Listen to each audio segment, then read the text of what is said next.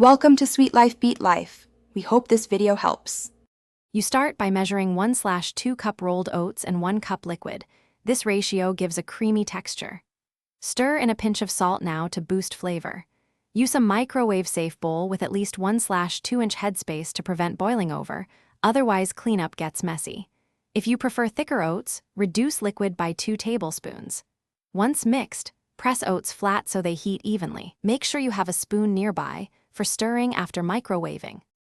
Start by microwaving on high for 90 seconds.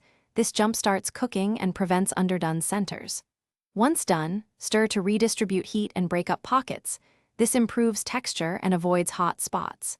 Continue microwaving in 30-second bursts, stirring each time until you reach the thickness you want. Make sure to monitor bubbling. If it threatens to boil over, reduce power to 70% and extend time by 30-60 seconds. Adjust timing based on oat type, quick versus rolled, so you get consistent results. Once done, let the oats sit for 1 minute. Residual heat finishes cooking and thickens the bowl. Stir in a pat of butter, honey, or sweetener now so it dissolves evenly, and add toppings like fruit or nuts for contrast. If your oatmeal is too watery, microwave for 20 to 30 seconds and stir.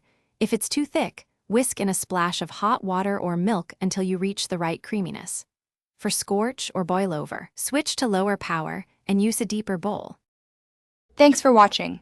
Consider subscribing if we helped you.